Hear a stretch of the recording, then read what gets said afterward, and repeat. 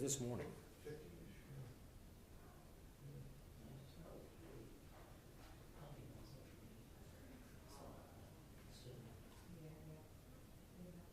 got a clock. You got a clock too. 15, 20 seconds. So my phone actually switches to 6. Yeah. So I want to, you guys? Okay. I want to welcome everyone to the library, and we have Bob Flint here from Springfield Regional Development Corporation, and we'll be holding questions after, having questions after Bob gives us a little spiel. Great. So, hi, I'm Bob. Good to see everybody.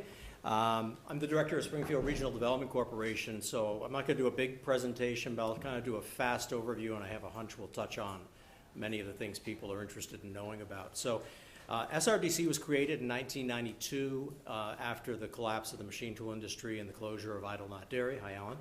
And quickly moved to deal with some of the issues in the town at that time. And since then, I am the 4th director of SRDC. We serve as the designated Regional Development Corporation for Southern Windsor County, so we have a relationship with the State Agency of Commerce and Community Development and the Department of Economic Development, and we're the conduit for state products and services. You'll probably hear about some of those as we go along. And we also are the Economic Development Agency for the town of Springfield, and they're fortunate to receive funding, and that's kind of what we were founded for. So we help everybody from the single person starting a business to the largest employers in town. That help can mean any number of things, from frankly therapy sometimes, but money. We have revolving loan funds that we operate, as well as partnerships with area banks and with Vermont Economic Development Authority. As I mentioned, we have a relationship with the State Agency of Commerce, so we're the conduit to products and incentives that are relevant to economic development products, as well as working with other state agencies. And workforce, which we'll get a little bit into. We are the administrator of the Springfield Area Working Communities Challenge Project, and are tied very heavily into workforce training efforts. We also are involved in real estate.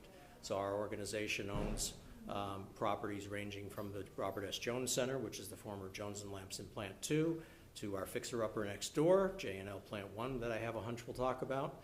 We own the Bryant Grinder facility across the street, and on Park Street, we own the former Parks and Wilson property, as well as the former Park Street School, which is the home of the Black River Innovation Campus, and I have a hunch we'll touch on those things too. In most of those cases, we're the owners of property because as a regional development corporation, we have the ability to enter into liability protection programs with the state, and so we can get a shield that others usually can't get, and we also have access to funding that others would not be able to get. So a fast example of that, and to just sort of illustrate the point, I assume most folks in this room are familiar with what we now call 100 River Street. That was the original Fellows Gear Shaper property. Fast forward to like the 1990s, early 2000s, the nonprofit that owned that was underwater financially. There had been attempts at various developments on the property that were not successful. The nonprofit was on the verge of collapse. We acquired the nonprofit. We took control of the property, stabilized it for the businesses that were there, and then marketed the property and ultimately helped to facilitate a $15 million redevelopment of what you see now with the Springfield Health Center and other businesses that are in there. That $15 million included over $2.5 million of brownfield cleanup that we were able to acquire because of our stewardship of the property. And we did a lease to purchase on that property, and ultimately the current owners took us out and acquired the property. So we'll talk a lot about brownfields because that's an unfortunate reality of much of the commercial property in this town that touches on things like that. Let's see if there's anything else I want to do real quickly. Why don't I do J&L, because I know J&L is going to be the first thing out of people's mouths probably. And I could do the whole thing. I could do the next hour on J&L, because J&L is, as I call it, the gift that keeps on giving. It took about an hour of my time today, as a matter of fact, on something to do with J&L. So for those that don't know, Once upon a time, there were 3 machine tool companies, Jones and Lamson, Bryant, Grinder, Fellows, Gear Shaper. Bryant's and Fellows were real guys. Their businesses spun out of J&L. J&L moved from Windsor to Springfield in the late 1800s, early 1900s. So J&L, as we mentioned, encompassed the building that got torn down, which we'll talk about, the one behind it, which is now the Jones Center, the white building that's now the police station, and they also had dibs on other real estate in the town at the time. So all 3 companies were locally owned and grown. All 3 sold out to multinationals in the 1960s, Textron, Emhart, Excello. Textron ended up taking out Excello, so Textron owned both J&L and Bryant's at one time. And then to keep the story simple, the machine tool industry collapsed nationally in the 80s. J&L Plant 1 closed in 1986. However, the holding company that ended up with the rights to all the shops had everything cross-collateralized. So the reality was you couldn't touch J&L. To keep the story simple, you couldn't touch J&L. Goldman went bankrupt in 2002. So SRDC acquired J&L Plant 1 in 2002. Building closed since '86. Hadn't been heated since probably 1990. Bad things happen to Vermont buildings that aren't heated. So we've entered this 20-plus year odyssey, first with some challenges with historic preservation, 7 years held up by a lawsuit involving contamination I'll show you in a moment, and then finally a few years ago we tore down the building. Hallelujah, that was a big step. To date, we've spent over $9 million in the cleanup of that site, and we have more to go. So I'm going to show you a visual aid. Those that have been to my office have seen this. So this is J&L Plant 1, and this is actually an outdated map. But just the point is, all the pretty colors on the map represent different contaminants on the property. I will point out 2 things, and I'm doing this upside down. This is what's now a gas station, right? This represents coal tar that's going under the Clinton Street and under the building. This is related to the aforementioned litigation that held up the project for 7 years that ensnared us and the town of Springfield. Where am I here? Excuse my reach. No, that's good. I'm not going to hold this up for very long. The yellow at the bottom, all the shop buildings are built along the river. In the cases of the ones up here, they were built to use river power, not so much down here, but it meant things ended up in the river. So that yellow represents 990 tons of soil that got replaced and removed and replaced, 4 years ago, before the pandemic. And one of the big cleanup efforts is in this area to try and suck out some of this stuff before it gets to the river, to prevent further contamination to the river.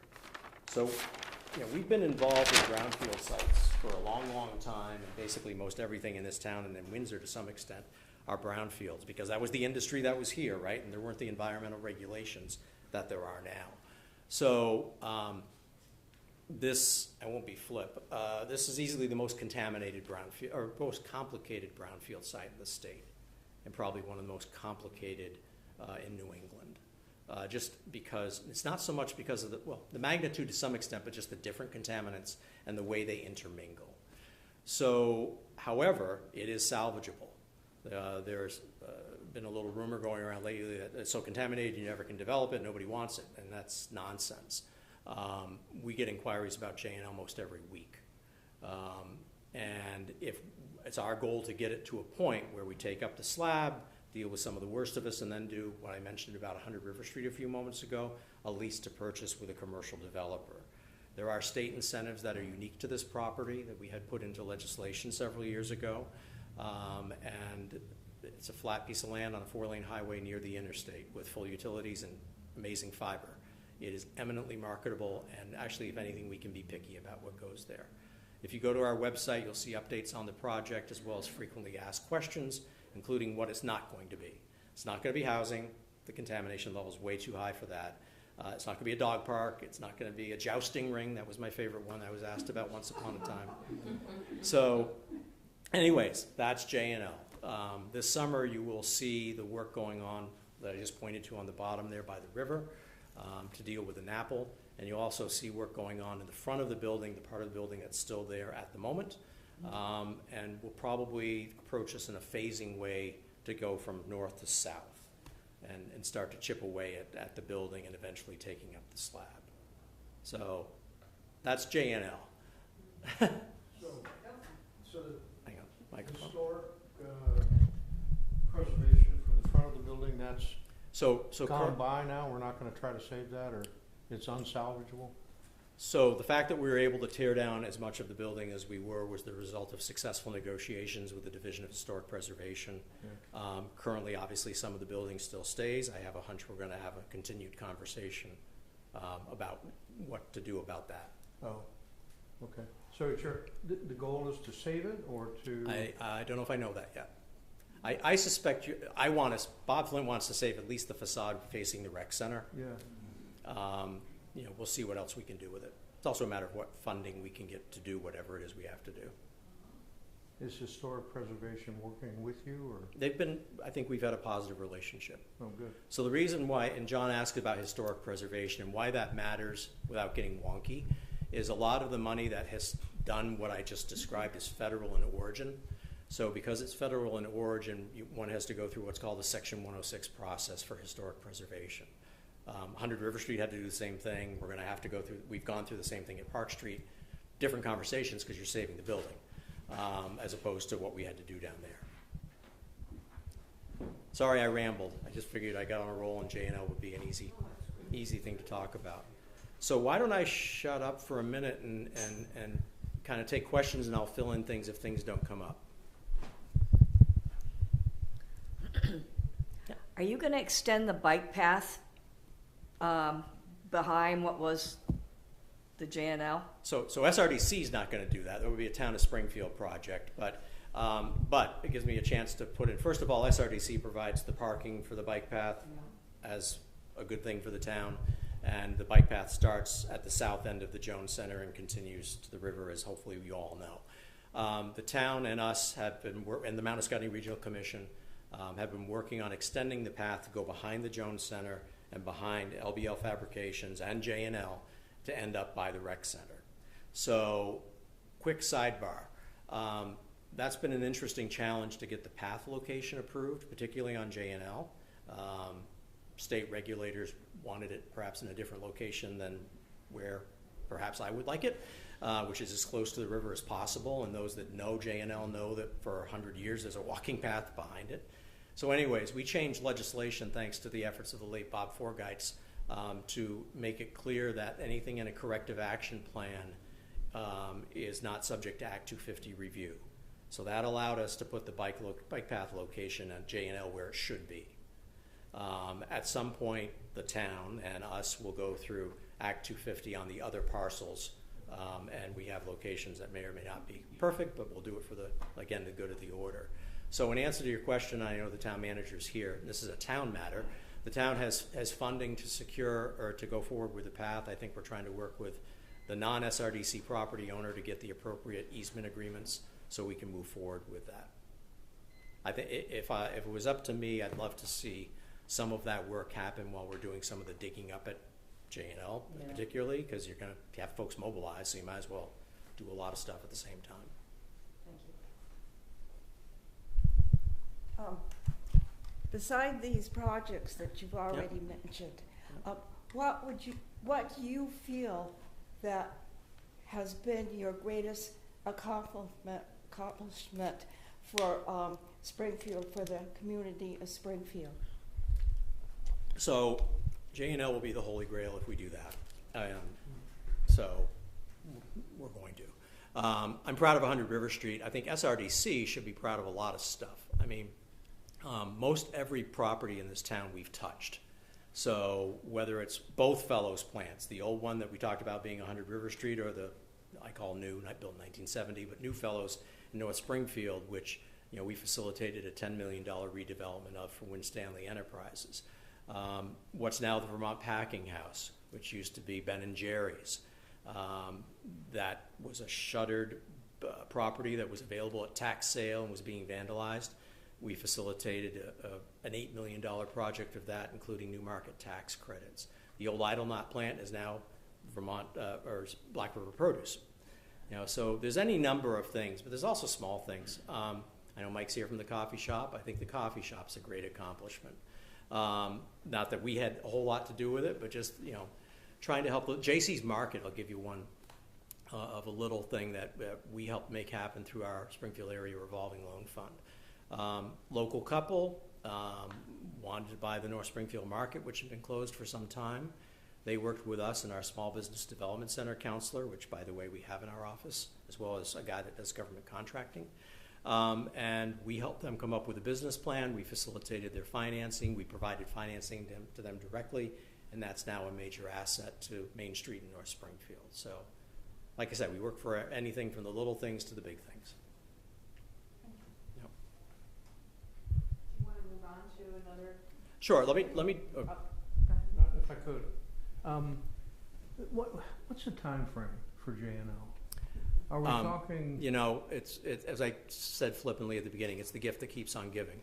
So I think we're still in the years away from JNL being fully cleaned up. Okay, and are we dedicated to finding a business for that? I mean, if it turns out to be 5 or 10 years, is there an interim use that would make the property more attractive? Plant it to grass or make it a park or something while all of this is being. Because I came in '76 and that's been a blighted property along with the foundry since 1976, and it's just moving incredibly slowly at a time when the town seems to be having some energy. It would be great to have that online, and if not online, as a buildable spot. The reality is, until we clean it up, that fence stays around it, and there's no public access. Oh. So, have we thought about other possibilities, or is it likely that you're going to find something that would say, this is just, we can't remediate this? no, I don't think that's going to happen. I think we have a pretty good handle on what's there and what we've got to do. We just have to obtain the funding and work the process to deal with it. So. And that's 5 years. No, I think the front part, and again, ask me this in 6 months and my answer probably will change, because J&L never is constant. Yeah. I can't even tell you about my conversation this afternoon, but that's just, you know, that the road goes like this. Yeah. So, you know, my immediate goal is to work on the front part, which is relatively clean, to see if we can get, say, maybe a 20, 30,000 foot building on the parcel where the existing building is. So that's. You can remediate and develop part? Correct. While the other part is still contaminated? Understanding that's me saying that, the state hasn't said yes to that yet, but that I think is our plan at the moment. Okay, thank you. And we also want the bike path to go through there too, so we've got to figure out a way to make that happen while the rest of this is moving. Yeah. Is money the major factor that solves a big job like that? Again, we've already spent $9.1 million, which is not insignificant. And you know, it's going to take additional resources that some of which we have, some of which we're working to identify. Okay. So the answer is kind of. There's a little more to it than that. Complex, of course. And I'm in a public meeting, so I need to be a little careful too. I hear you. Other questions about J&L? So why don't sorry, Daniel, go ahead. Sorry, I'm just curious why that one little section was not tore down with the rest of it. So John sort of alluded to an earlier iterative agreement. You know, SRDC was stuck with historic preservation in this like steel cage match for like 6 years on what had to stay and what had to go.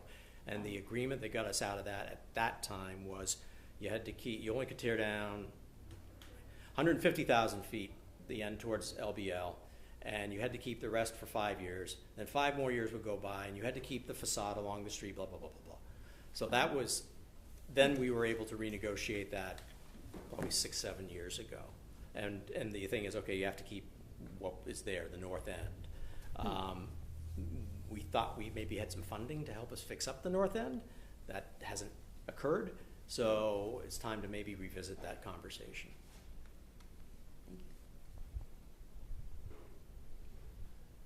Okay, I'll do Parks and Wilson next, and that's a partnership we have with the town of Springfield. I think, as many know, that property's been challenged for some time. Again, the non-locals, that was the longest running manufacturing facility in the state of Vermont at the time it closed in the early 2000s. quick sidebar. So she asked me about good things, frustrating things.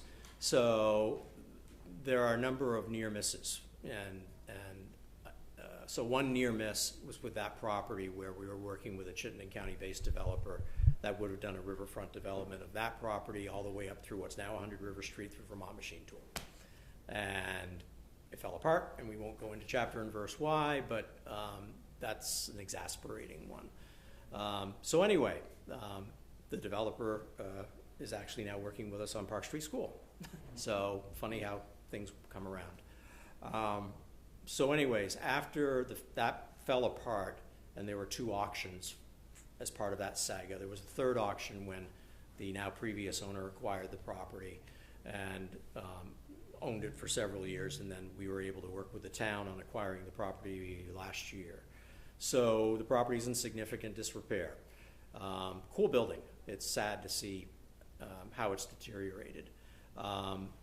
And it is a brownfield, and there never had really been any investigation of that. So I mentioned the liability protection programs earlier, so we are in 2 of those on that property. The initial sampling was conducted this winter. Found, what do you know, there's stuff. So the next round of sampling work plan has been developed. The state gave preliminary approval for that, and we're waiting on EPA to approve what's called the Quality Assurance Protection Plan, or QAP, and that means the sampling will probably take place in June, July-ish. Depending on what they find, they may have to do another round, or they can move to the, sorry for the acronyms, ECA, Evaluation of Correction Action Alternatives, or in English, what can you do with it? So fast forwarding to that, for me, I think it is a crapshoot whether it stays or goes. I think the cost of cleanup and keeping it and the cost of cleanup and tearing it down will likely be, and depending on what way those scales tilt, will answer the question. I do hope it is possible to save part of the building. I personally, I'm not a structural engineer, but I think the part of the building towards the former Park Street Bowl building is possible to salvage. So we will see. Another frequently asked question about that is, hey, it's got a hydro plant. No, it doesn't have a hydro plant. It has a sluiceway that goes under the building that feeds one of the dams down below that has the riparian rights to that sluiceway. So that's Parks and Wilson. I'll talk about Park Street Bowl, and I'm looking at time. Or Park Street School, rather. So Park Street School, town's original high school. Yeah, I'm sorry. John, go ahead. Are you getting off Parks and Wilson? I was going to, but Oh, the Main Street Master Plan. Yep. Has that one building, I think it's a brick building, that's been surrounded by wooden structures and Yep. stuff. That's preserved, and I can't imagine that the Historic Society is going to let that go. So remember my comment about Section 106 a few minutes ago? So part of the ECA process, the Evaluation of Correction Action Alternative, is to work with the Division of Historic Preservation on, hey, cool building, historic, but it's going to cost $2 million or whatever to remediate. So they would give their blessing for the demolition of that. But part of that process is consultation with them. I'd like to save the whole building. I think it's a cool building. I'm just trying to be practical and trying to not cast false or lead someone along to something that may not happen. There are 2 parties that are interested in buying it. The house or the residence that's next to it, will that be bought and absorbed into that project, or? So that, the town of Springfield, and again, I know the town manager's here, but the town of Springfield, I believe, has acquired that property and has solicited bids for the demolition of that occurring in the fairly near future. The funding for that parcel, I'm not speaking for the town, but I think I'm right, is that it has to be maintained as green space in perpetuity.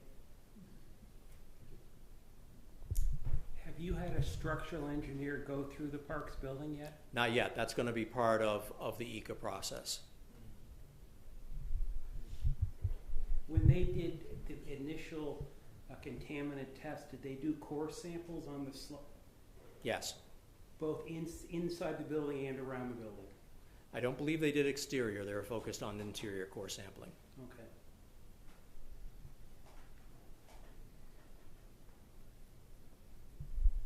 Okay, now can I move on? Park Street School and Black River Innovation Campus. So Park Street School was the town's original high school and was a great school. I went there, God knows how long ago, and it stopped being a school around 2010. So school district has maintained it as a central offices. There's an amazing gymnasium for those that haven't seen it, right out of Hoosiers. Beautiful auditorium, but a building in need of some stuff. So when Matt Dunn and I created what's now known as the Black River Innovation Campus in 2017, and we spun it out of SRDC to its own corporation, we were looking for a place to do it, and we thought Park Street not only is a cool building, but be a perfect location for it, because if successful, it can lead to development funneling into downtown Springfield. Subsequently, I'll do a quick sidebar and then come back to this. Remind me to talk about New Market census tracts and opportunity zones. So there are several buildings in that general neighborhood, including some on Main Street, that have been bought by out-of-town investors using opportunity zone money that are betting on the success of Park Street School and Brick.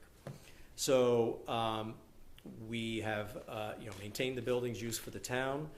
Gymnasium, if you haven't seen pictures online, recently had its floor replaced. We had some unfortunate flooding last year, so we replaced the floor ahead of schedule. So this is beautiful maple shiny floor. Don't wear shoes on it that aren't sneakers, please. But that way the town rec department still can use it. And we are planning a fairly ambitious redevelopment of that project. To date, we've acquired $7 million. We are, as I sit here, about to release several bid packages for site work, for asbestos abatement in the building, for code work, including sprinklers and elevator, and the start of renovations to the building. So when done, the restrictions on how many occupants can be in the building would be lifted, and we can move on and start to work towards the next tranche of funding. As you stand in the front of the building, some may know it's actually two buildings that were built over time. The left-hand side is circa 1895. The main part is 1920s-ish. So the 1895 part has been mothballed for several years, but it's amazing architecturally. And one of the fortuitous things that happened is as they put in energy improvements and code things, they just covered stuff up. They didn't screw up the original woodworking. It's all just covered up. So as we get sprinklers in there, the locals may know the big wooden staircase in the old part of the building. That'll be unveiled again for all its glory. The marble staircase, same thing. So the vision is that the entry for the building will be in what's now the back. What's now the boiler house will go away. We will dig down into what we know is the cafeteria. You'll come in at ground level on that. Ultimately, not this summer, but ultimately the floor above where the kitchen is would go away, and there'd be a large staircase that would lead to the auditorium. So, the vision is maintain gym, make auditorium the town's opera house for the sake of discussion, help Brick to grow and expand, help the tech companies that are part of Brick have space to grow, as well as having apartments on the left-hand side for the people that are tied to Brick. I will say, as cool as it is to get $7 million, we want to get another $15 million or $10 to $15 million for the housing part, and that's been a challenge because we're not doing an affordable housing project. This is something very unique and distinct. All the public housing money wants you to do affordable housing projects, which is fine. The economic development people won't fund it because it's not economic development, it's housing. So we're caught in kind of this in-between world. But the site work package will be the first of those to be released, and that should be coming out sometime, probably latter part of next week. Brick is kind of its own discussion, and Vin Fusca from Brick could speak more about that, but certainly it's something we think is important to the community's future and a way to help grow some of the companies of the future. On the apartment Yep. situation, are those above on the upper levels, or where would they be located? So there's 24. I mean, basically on all, not the basement level, but on the main building is 2 levels. So it would be on both of those levels. Okay, and would you have like a clear out trees or something to have a nice view of the town? Make it really pretty? I think it's pretty right now, actually. I know, but make it And prettier. especially when you open it up. I mean, right now you've got these drop ceilings in. You've got this insulation in the windows, and if you've ever been to the Brick space, we kind of did this already there, where we took out the drop ceiling, scraped this junk off the ceiling, opened up the big windows. My goodness, natural light. Yeah. It's beautiful. So I think we're optimistic the apartments will look pretty darn nice. We also want to put a roof Well, I'm deck on thinking it. of the view, so they could get a good view of the town. Yeah. I mean, if you're up high, like I was on the roof with somebody yesterday, you see all of downtown Springfield. Yeah, that would be pretty Like a cool. 360 view almost. Yeah. And we want to put a roof deck on there. Yeah. My apartment's like a panoptic eye. Yeah. All downtown Springfield. And that's the older Right. section. Yep. Thank you. Yep. How many units of housing are you talking about? 24. The building is that big. Building's like 90,000 feet. That's huge. Yeah. Hey, Alan. This housing would be obviously market rental, and it probably would be, what would they be, 1 or 2 bedroom apartments? Yeah, I'm not, I believe it's a mix. I'm not the architect. You know, I'm not gonna, it's more conceptual right now. But I think, you know, a trick is we want it to be affordable for, who's we in this case? Brick would likely subsidize the apartments for the users of those because they would likely be tied to their actuator program or digital workers. So, you know, we obviously got to pay the bills too. So, and who knows, maybe you cut a deal with somebody that have 5 apartments for the hospital or something like that. But I think the point of it is for it to be housing for brick and the companies that come to that generate out of brick. John? So the gym was unusable for several reasons. One, that it was damaged, but the bathrooms were. So the gym was unusable this past summer through fall because of the flooding. It was used like almost daily before that. One of the management issues we've had to deal with is the locker rooms have not been updated in some time, so people use the bathrooms in the hall, and some of the other tenants may or may not have cared for that, and many of those people were kids that were using it, and there was noise, and so I think we're hoping to do some upgrades to at least make one of the bathrooms usable in the short term before we do a full-blown renovation. And the gallery that's there that's sort of unique for actually viewing events is going to be preserved. Oh God, yeah. And the auditorium, I'm really excited about the possibility of that being Right. Springfield's Opera House. Yep. Oh, I like that idea. When? Well, no. So, I mean, the answers to all your things, as she said, is money, right? So, I think with the work we're doing this summer, fall, the auditorium will be in a state so at least it can be used. So we're sprinklering it, which is the main issue, justifiably. So it limits occupancy right now to 50, I think. And there's also an egress issue. You said 150? 50, 50. Oh, only 50. Same thing for the gym, right now. So in addition to the sprinkler work, we want to fix the egress, for those that know the building, to the left of the stage as you stand in front of the stage. So that's going to be dealt with during our work. So things can be done in the auditorium. I think the question is, how does the auditorium work economically? Who does that? Is it a separate nonprofit? We have met with former Springfielders who are involved in the arts that have been providing guidance on this. So, to be announced. And that's The answers to all your next year. the answers to all your things are money, right? I mean, the auditorium will be usable when we're done with our work, which should be end of the year-ish. In terms of new plush seating and cup holders and all that new lighting and stuff, that's going to be a bit.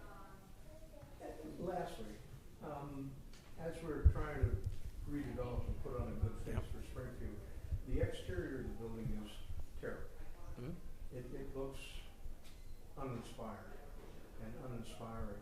Does it make any sense to do something with paint or plywood or something to dress up the exterior just to make it look more attractive and to sort of signal to somebody that's driving by that, yes, things are happening? Because nobody sees the boiler, nobody sees Right. all of the work you've done inside. Right. So it's hard to get excited and therefore perhaps hard to raise money for something that people don't see. I do take a little exception. I think it looks better than you think it does, although the lawn needs mowing. But I mean, I think, and it's gonna look worse when everything's torn up. Yeah, so, Yeah. I mean, I think power washing would go a long way, and then starting to deal with windows. I mean, I think we wanna, a next step will be the building envelope, because we ultimately want the building to be all electric. We want it to be efficient. We want to maybe have it even be a center of resiliency for the downtown. So one of the things we're doing with this summer's project is putting in a brand new electrical feed into the building, so it can support things we want to do. You know, then we get to window replacement. Then we get into this dance with historic preservation. Then That's one of the things that. but we've had a positive relationship.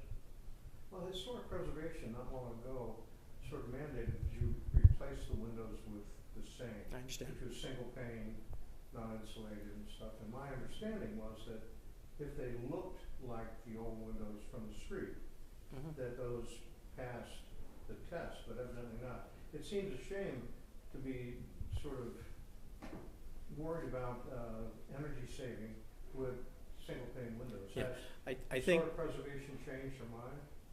also depends on what sources of money you want to use for what.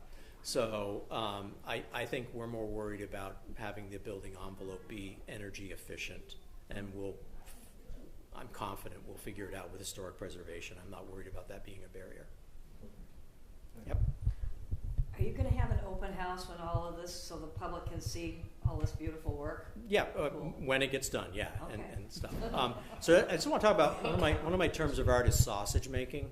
You don't want to know how it's made; you just want the final product.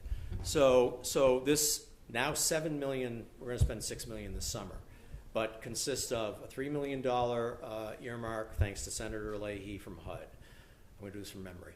A brownfield grant, because yes, there's asbestos and there's some stuff in the soil, and oh, by the way, we've been working on the lower lot, which is where the old bus garage is, or the marsh lot. And what do you know, there was an oil tank there that had stuff in it. Surprise. So we have another separate grant from the Agency of Commerce. We have downtown tax credits. We have an NBRC grant. I'm missing something. We got another $1 million earmark from Senator Welch this spring.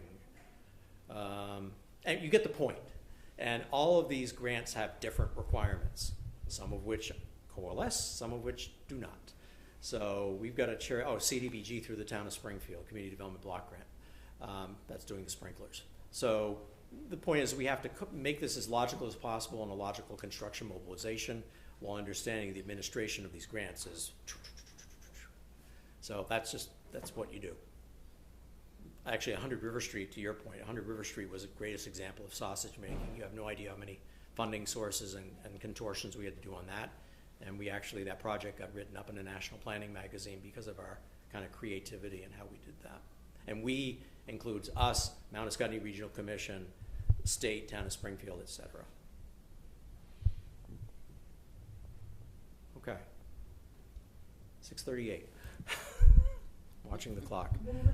Yeah, I'm going to stop talking about properties for a minute just to talk about some other stuff. Well, actually, I contradict myself. So John's been talking about downtown, and John obviously knows about the Oddfellows building where you now see some work going on. So that's an example. That's not our project, but we partner with Springfield on the Move, which is the downtown organization, Jessica Martin, and have a very close relationship, and we've helped that owner get two different funding sources, a community recovery and a grant from the state, and downtown tax credits from the state as well. And I suspect there'll be more things we'll have to help hand-hold through as he gets through that process. So that's what we do. We not only make the sausage, we help other people with it a lot of times too. And it's our job to know the alphabet soup of stuff and to try and make it as user-friendly as possible. So obviously I mentioned Mount Escutney Regional Commission and the town. We work with an alphabet soup of state agencies and other partners. In fact, the Vermont Council on Rural Development is going to have its board retreat down here at the end of June that we're helping facilitate, as well as kind of using the opportunity to strong arm them into showing these various projects and adventures of ours that need some help. Not only our stuff, but say the rec center and the work going on with the foundry. So we also have a very strong relationship with our federal delegation, as well as state legislators. In fact, on the way down, I got a text from a state legislator about something for the community. So we work very closely on all of that, trying to make sure and advocate for the community, and that's why we've been, I think, pretty successful in getting the resources we have. Workforce is a big deal. We were talking to a broker last week about space in the community, and one of their questions is, what's the state of your workforce? Well, workforce is challenged everywhere right now, right? There's not enough of it, and many of the workforce, many of the regions are dealing with workforce that's aging. So that's a complicated discussion, but in trying to do what you can, we work very closely with the River Valley Tech Center and their programs. We, with them and other partners, hosted the River Valley Job Fair a few weeks ago, and we're pleased to say we had 30 employers and 85 people that attended. And the Working Communities Challenge, I'll touch on briefly. That's a project funded by the Federal Reserve of Boston, and we were one of 4 initial regions in Vermont that were chosen. There are now 8, and we have a team that includes several agencies and businesses that work on ways to deal with barriers that are kind of preventing or causing problems for low and moderate income people for sustainable employment. So that touches on things like childcare, transportation. But one program the library was actually a part of recently was digital literacy. During the pandemic, which is of course when this grant started, the perfect time, we gave away laptops and devices to people if that was a technology barrier for them being able to work or stay in the workforce. So obviously pandemic ended, but we realized a lot of people didn't have the digital skills they need to be effective in today's workplace. So we recently did a training here, as well as one in Windsor, and it went swimmingly. And so much so that, I'm looking at Sue, but so much so that the people said, hey, this is great, we want more. So, cool, what's the more? So now we're going to do a second session that we hadn't originally planned on, where we're getting into, not only Microsoft Office at a higher level, but Zoom, the etiquette of Zoom, and Canva, and some other things to try and help people be effective in the workforce. And we do our stuff. It's not necessarily cause and effect, but hopefully we're a small piece of increasing the workforce participation in the region. So workforce participation is the percentage of people who are eligible to work that are working. The Springfield labor market's workforce participation rate is 56% for the sake of discussion. The state's is probably 65, 66%. That ebbs and flows depending on time of year. So you're never going to have 100% for a variety of reasons. But that 56% is up from like 52%, shortly after the pandemic. Pandemic kind of is its own world. So hopefully you continue to lift that up, because the more stable a workforce is, the better for everybody. One area employer that I won't name had a 75% churn rate as recently as, again, post-pandemic. Last year they were 10%. So again, hopefully our little stuff helps in some way. Helping employers to recognize ways to help stabilize their workforce is a good thing. And it's something that we put a lot of energy in, because you can't have businesses if you don't have an effective workforce. Money. So the answer to all things is money. Not everything. Yeah. So I actually had a business call me this afternoon asking, they had some financial needs. So we have within our office revolving loan funds. We actually have 2 different ones, but those are usually 50 to 60 on the high end of funding, and they're usually patch funding in cooperation with a bank. I mentioned JC's Market in Delhi. Hartness House is another one. Maria's 371. I'm just doing these from memory. I think we have 8 or 9 of them out right now. So a business that needs help works with myself and works with Deborah Boudreau, our Small Business Development Center counselor. We actually just helped a business in Chester get a loan last week, Mediterranean, which is going to open a restaurant next to their wine shop. So we help them prepare their business plan and their projections and get it to a point where we're comfortable with them talking to a bank. We work with all the area banks. Hopefully them saying they're working with us gives them some credibility, and then after the bank does what it can do, and then other partners like SBA and VITA, many times as a whole. So that's where we, or the town, or whatever, will come in as alternative lenders to patch the hole. A frequently asked question is, hey, I've got this cool idea for a business, where's my grant? And then variations on that. And the reality is grants for businesses are rare.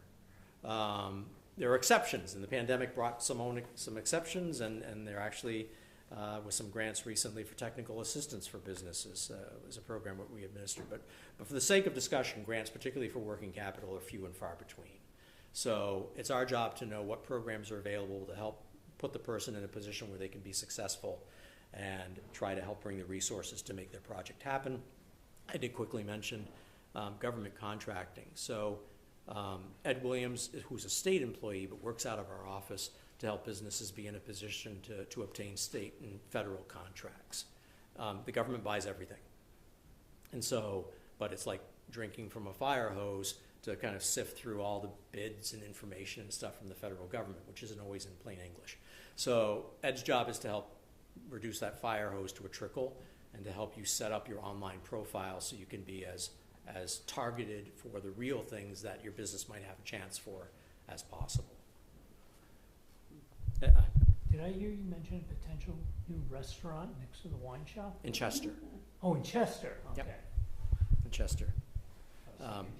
No, but the point is that is an example of a business we've worked with to help them get through the process in the recent past. Bob, would it be appropriate for a business, I'm thinking particularly of Pierre, Yep. Godfellows, for somebody to come and say, I'd really like to put in a restaurant, find me one? No, I mean that's not our job. Our job though is Pierre comes to us. Pierre is the gentleman who owns the Oddfellows building, Pierre Saracen, and let's say I have this prospect that's interested in opening a restaurant. Would you be willing to talk to them? Yes.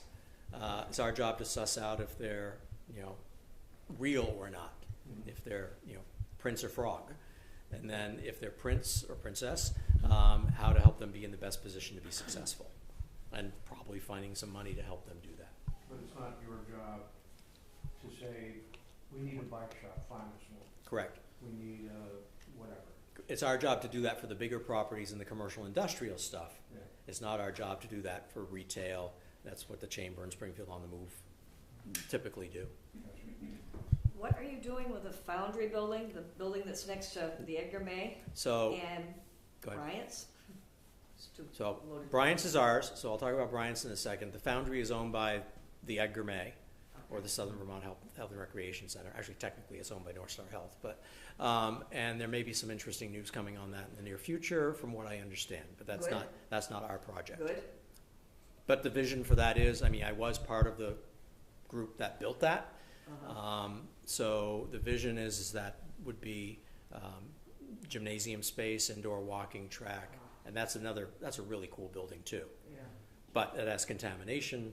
If you've ever been inside of it, there's a giant crane that almost might be the length of that wall to this wall that's been dripping oil for 50 years. So, Bryant's, sorry, you asked about Bryant's. So we talked about the bankruptcy of Goldman earlier, right? So Bryant's was occupied until about 2000-ish. It got bought out of bankruptcy by developers from Florida, and we'll leave that at that. Along the way, the town, in order to maintain its designated downtown status, had to cut the roof drains in that building to comply with CSO orders. You know what I mean by CSO. So, great, town kept its downtown designation. Bad for the building because flat roof in Vermont not heated already, and water goes in, has no place to go, expands. So that building's a mess. And that building's particularly hodgepodgey. All these shop buildings were built over time and expanded over time. And this one is particularly kind of wonky in how it does that. So we acquired it. The Florida developer died in an accident. The next Florida entity that was going to take the property clearly had no interest in Springfield. I don't think we had a whole lot of interest in them, so we acquired the property. It is a brownfield, not J&L level, but not insignificant. So we focused our energy on the ends of the building, which were additions built in the late 60s and which are structurally in good shape. So we have put probably $1 million into it so far, and we have a loan on that actually of $500,000. and trying to chip away at the ends of the building. So currently, the building is used by 3 different businesses. We recently completed a large roof project on the end towards the police station. We are currently working with a prospect that would be interested in space on the south end in addition to the business that's there currently. Eventually, I think originally we'd envisioned that as 3 separate buildings. You talked about historic preservation, so right now we're allowed to take down more than has been taken down. There's been a bit taken down you can't see from the street because we've shielded it, but the south end is separated from the rest of the building by about the width of this room. We did that probably 6 years ago. So ideally, I'd love to be in a position to market that and J&L at the same time. I'm not sure that's going to line up. New market tax credits. Sorry for the monologue. So part of the alphabet soup of stuff is this side of the street is eligible for stuff that side of the street is not. So Springfield is 2 different census tracts. So think from the interstate, coming up through Clinton Street, coming up through here, going up straight, and stay straight, going up to North Springfield. This side of the street is an eligible census tract. That side is not. So J&L, ironically, is not, Brian says. So among the things that it's eligible for, most notably, are things called new market tax credits, which help large-scale projects, probably in the 5 to 10 million range, make the numbers work easier because it's really wonky. So the Vermont Packing House, the old Ben & Jerry's plant, is the one new market project we've done. We've been trying to think of a way to finagle it into Park Street. We haven't been successful yet. But it also led to something during the previous administration federally where they created opportunity zones to encourage or incentivize investment into economically challenged areas. So each state was allowed to designate a certain number of new market tax credit census tracts, this side of the street, and I think it was 20 in Vermont that could be designated. And then the governor had the ability to designate 2 adjacent tracts that weren't eligible for new market tax credits, that side of the street. So we lobbied for and were successful to have all of Springfield designated as a federal opportunity zone. What's a federal opportunity zone? Basically allows somebody who has capital gains to invest those capital gains into an eligible project, which can be either real estate or a business with an asterisk. And it defers their capital gains liability on that investment for a period of time. And then if the investment in and of itself generates capital gains, there's no liability. Okay? So to date, there have been, I'll say, 8 buildings in the community purchased by Opportunity Zone Fund investors. The one that I'll name publicly, because the rest are not necessarily public, and the one business is what's now LBL Fabrications. So the real estate and the business were funded through an Opportunity Zone Fund project. Again, bureaucratic as heck and wonky, but just know it's part of the alphabet soup and this sausage or whatever metaphors we want to use about things to happen. Questions, John? Opportunity zones brings up something that I've heard of and don't fully understand, and I'm not sure if it's under your purview, but tax increment financing in TIF district? You're sitting next to Walter too long.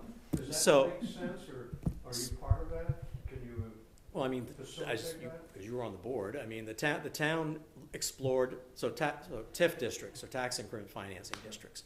So first of all, what those are, and then I'll answer the question. It allows a community to bond for infrastructure improvements to incentivize economic development projects that the bond then gets paid back through the project occurring and paying taxes back to the town. So Claremont has done some stuff. The parking garage by the Common Man, the rec center are both TIF investments that didn't pay back, by the way. Vermont's structure for TIFs is wildly different than other states, and there is a process.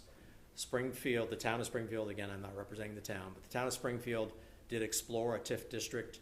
It has to be an existing recognized district with some adjacent land. So Springfield has a designated downtown. They were exploring the designated downtown going down Clinton Street to J&L. And I believe it was the opinion of the consultant that the town used that we weren't ready for that at this time. Is that fair? So a variation of that that's been proposed but not yet allowed by the state legislature are mini TIFs. So North Springfield Industrial Park or Precision Park. The access to that park is wonky. You've got to go on county road, right? And it's, especially in the winter. So at some point that park needs a proper access road. It would have gotten one with a biomass project, but c'est la vie. That's one of my frustrations, biomass project. So at some point, because that's where your non-contaminated buildable land is in the industrial park. So if somebody's going to build something there and adding to truck traffic, at some point there's going to be a permit issue with truck traffic. So the town is going to have to deal with it. A mini TIF makes all the sense in the world because in that scenario you have a business that's going to pay taxes, that would pay the bond, that would pay for the cost of the road. It's a long-winded answer to your question. So If you have a bird in the hand, especially a significant bird in the hand, TIF becomes a different discussion. If it's theoretical, it's tough. I'm personally a bigger fan of mini TIFs for Springfield at the moment. Sorry for the acronyms. 5 minutes left. I'll just babble unless somebody has questions. So a frequently asked question is, do you pay taxes? Yes, we actually pay probably double to the town of Springfield than what we get. Because we pay taxes on all our properties, even J&L, even Bryant's, even Park Street, because that's the right thing to do. So that's never been an issue. The question I can't believe I got a while ago, but is one of the reasons you're fiddling around with J&L is because you're using that money to fund SRDC. Nope. We've never taken a dime out of any of these grants to fund SRDC. So we have a staff of probably 5 FTEs with everybody. We think we do quite a bit with the people that we have. When you look at funding sources, Yep. you mentioned federal, of Yep. course, and state, other sources of grants. Do you have a list? We're not shy. I mean, and the answer always is also it depends, right? Every situation is a little different and things it can be eligible for. So, for example, agriculture-related businesses are eligible for things that a widget company is not. So, Do you apply to foundations? you can. We're not. SRDC is not a 501c3. We're a 501c6. Typically. But we received a small foundation grant for Park Street, for example. So we always keep eyes open, for things. There are a lot of foundations out there that have a lot of money. Yeah, and we've been fortunate through BRIC to receive significant foundation support that's been going to BRIC, particularly the Siegel Family Foundation. One other quick editorial comment, and I'm bouncing. State public policy about economic development is interesting. So just a quick illustration. The Department of Economic Development, which is within the Agency of Commerce and Community Development, which also houses the Division of Tourism and Marketing and the Department of Housing and Community Development. Those 3 departments, this one agency employs, say, 80 people. The Agency of Natural Resources employs about 1,000. I just leave that out there. If a company wanted to move to Springfield from out of state, or any place in Vermont, not just Springfield, but the main incentive we have to offer it is called the Vermont Employment Growth Incentive, which basically is a cashback incentive if the company actually moves here and does what they said they're going to do. Keep it simple. At the moment, that program is due to expire at the end of this year. The legislature today appears to have grudgingly approved a 2-year extension of that program. That's what you got. There's other puzzle pieces. There's funding for workforce development, and there's some other state things that can plug into it. There's also an electrical incentive for manufacturers through Agreement and Power. But your main state incentive for widget company wants to move, 50 people here, potentially doesn't exist, or only got saved at the last minute. Now, again, I leave that out there, but it's interesting to navigate a political climate where many want growth and some do not. All right, So thank you very much, everyone, for attending, and thank you very much, Bob. Yep. For your time. My pleasure. Just to let you know, the superintendent of schools will be here on Tuesday, and we're going to do the same thing with a live stream and an audience as well, so we can talk about the school budget as well. So for those that don't know me, my